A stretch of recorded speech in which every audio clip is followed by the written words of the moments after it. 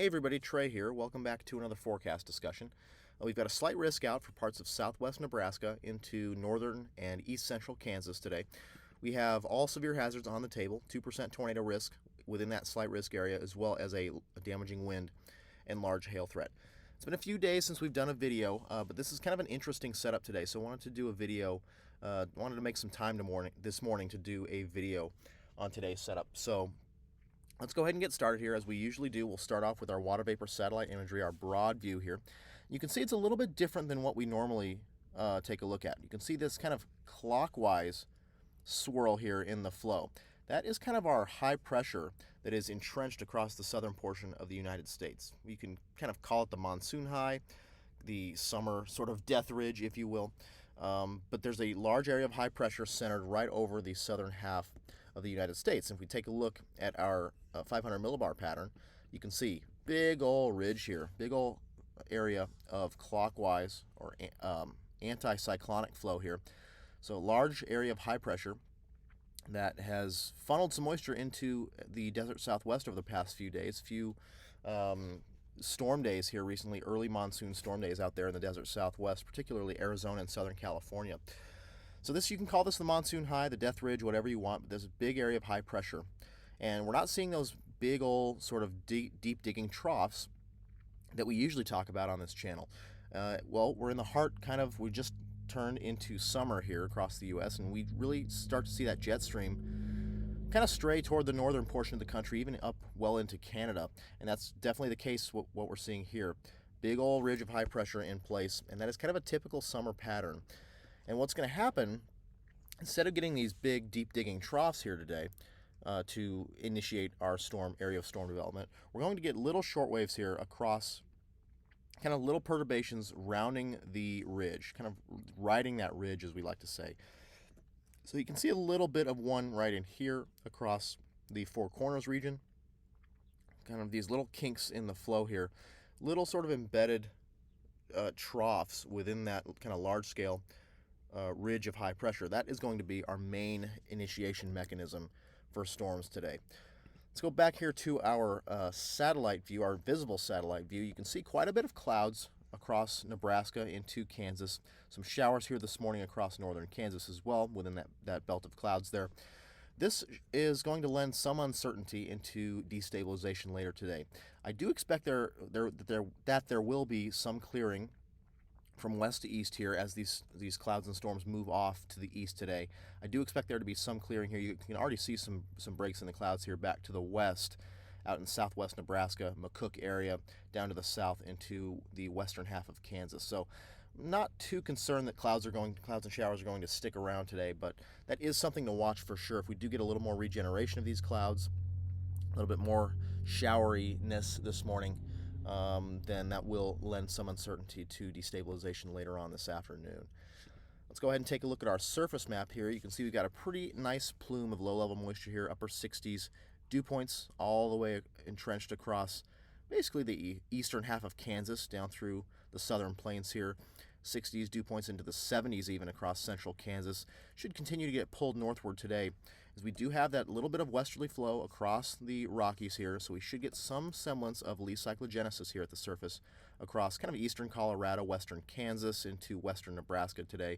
We should get some sort of surface low development today that should help keep those high dew points entrenched in the region, keep that southeasterly flow and southerly flow entrenched across the region as well.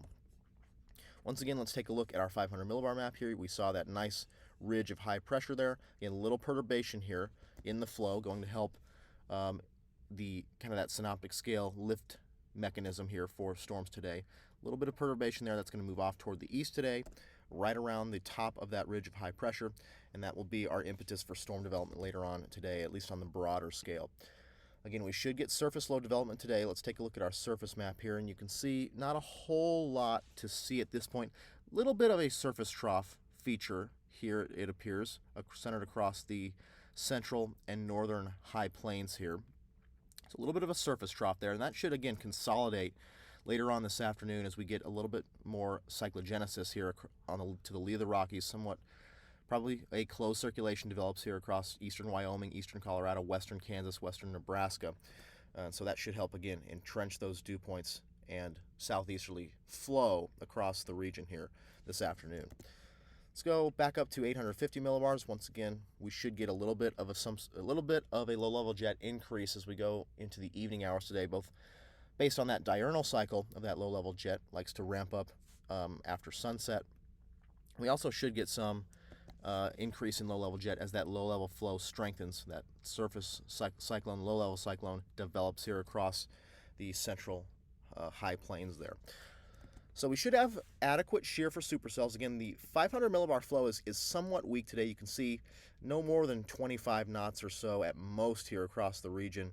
So the the mid and upper level flow is going to be fairly weak today.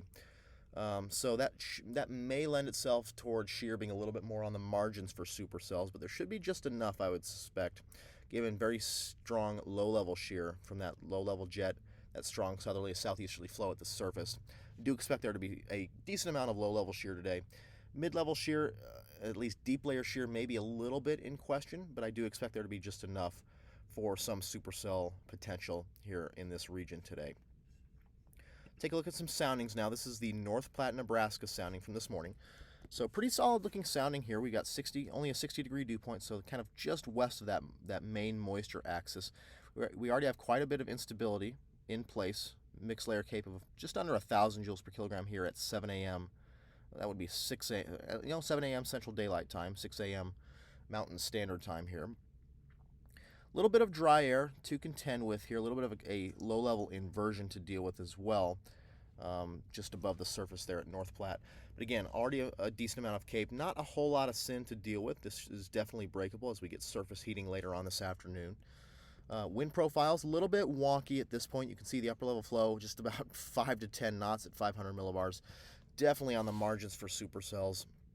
Should get some increase as that perturbation moves through across the kind of Kansas-Nebraska border region today. We should get some increase in mid-level flow, but we'll have to watch that for sure. This is the little bit farther east in the moisture plume for sure, 71 over 69 at the surface, a little bit of a low-level inversion there as well, but not a lot of SYN here at all. We've got a decent amount of instability aloft, however, not that much SYN remaining, so shouldn't take a lot to erode the cap today. Should take just a little bit of surface heating, and again, I think there will be some surface heating in the wake of that morning sort of area of clouds and storms there. A little bit more curvature in the low levels here with this Topeka hodograph, and that should at least increase a little bit as that low-level jet ramps up toward sunset here.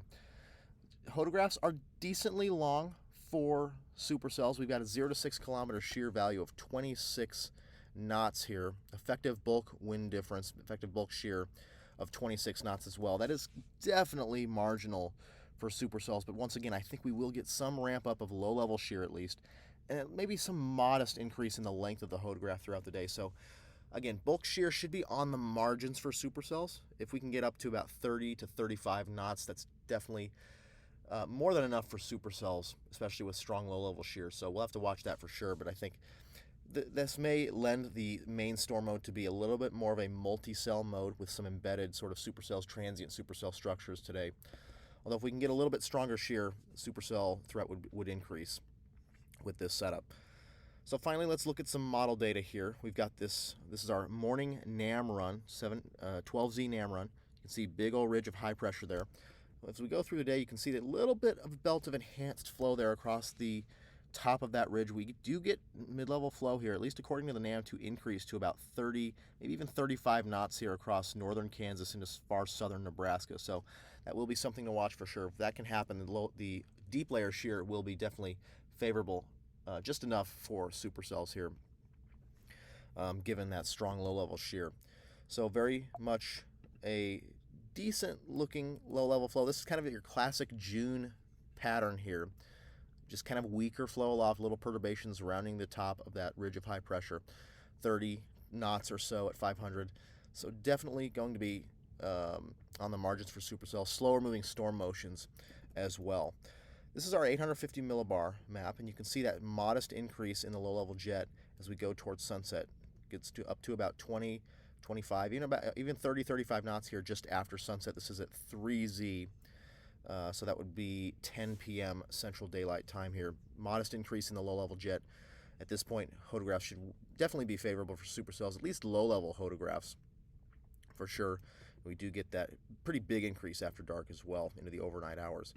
Surface map here, you can see that broad sort of surface trough here across the central and northern plains there. We do get some consolidation. You can see by 21Z, 4 p.m. Central Daylight Time, 3 p.m. Mountain Standard Time.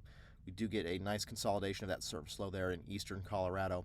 Again, that should help continue that southerly or southeasterly flow there at the surface and help that nice plume of low-level moisture to stay in place throughout the day. And you can see, we'll zoom in here to the Central Plains sector.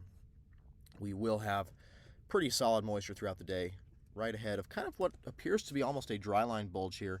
That moisture kind of wrapping into that surface low there in eastern Colorado, western Kansas. This would definitely be our favorite area for storm formation there. Far southwest Nebraska, maybe just west of the McCook area, which is right about there. Just to the southwest there maybe should be some decent convergence near that kind of, I guess you'd call that kind of a dry line. This may be some sort of a warm frontal zone there as well. But I think favored storm formation, at least according to the NAM, would be somewhere just kind of west or southwest of McCook, either in far southern Nebraska, northwest Kansas, right on that Kansas-Nebraska border area. So let's take a couple soundings here. We'll go at 21Z here. We'll take a sounding just ahead, right in the, kind of on that nose of the moisture plume there. Then we'll take one at 0Z. We do get that moisture. You can see kind of there maybe a storm. NAM is developing a storm there, so we'll go just out ahead of that storm. So this is going to be at 21Z here, so 4 p.m. Central Daylight Time. 89/69 here is progged. Again, NAM is that model that likes to underdo surface temperatures. So if we do get into the 90s surface temperatures, that temperature dew point spread may be a little bit on the high side.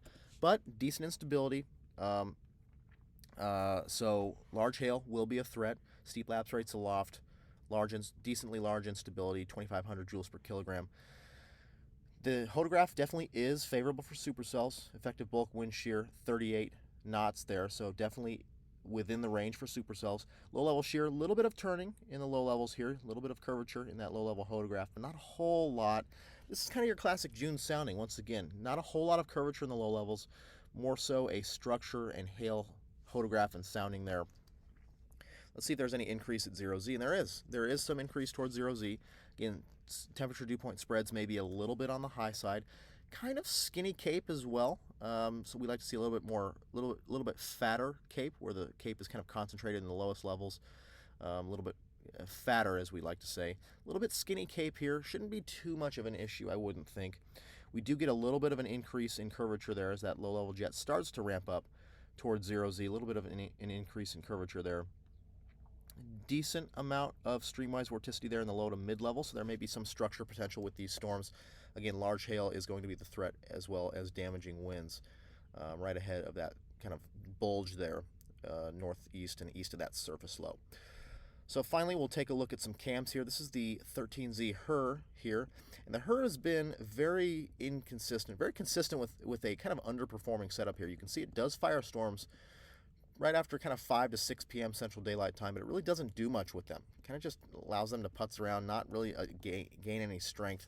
And that has been the theme with the HER. Kind of a little bit unsure why. We won't kind of delve into that in this video. Let's go ahead and go to the 12Z 3-kilometer NAM. This has been one of the models that has been kind of on the opposite end of the spectrum as far as having a pretty potent event. You can see supercells do start to fire there. In kind of that northwest Kansas, southwest Nebraska area, Kansas-Nebraska border area, by 5 to 6 p.m. Central Daylight Time. And we do have some updraft helicity streaks with those, so definitely supercells. And if we do take a sounding right out ahead of those, should be fairly favorable. Yeah, pretty decent cape. Well-mixed boundary layer, 96/66, so temperature dew point spreads on the high side for sure, but definitely a decently looping hodograph there. Some streamwise vorticity in the mid-level. Should be a nice structure hodograph, as well as hail. Effective bulk shear 40 knots, so definitely well within the margins for supercells. So the NAM suite of models definitely progging a more potent event with this setup than the HRRR is. This is the ARW. You can see we do get storms to fire. Definitely some supercells there. Mostly a multicell mode though, kind of what we were talking about. And I think this may be more this may be closer to fruition. We get mostly multicells in here with kind of a supercell, transient supercell or two, especially closer to sunset as that low-level jet ramps up. Finally, we'll go to the NSSL WRF here and let's take a look at what it's showing. And you can see this is, wow, pretty potent setup now on the NSSL WRF.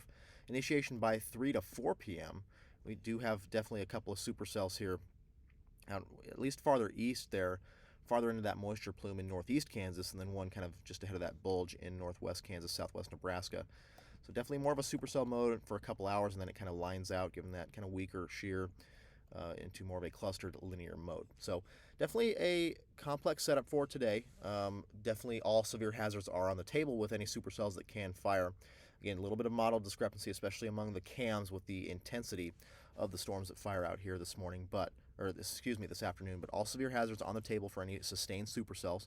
2% tornado threat with any storms, as well as a large damaging wind and a large hail threat in that slight risk area. So that's all for now. Thanks for watching, and we will see you in the next video.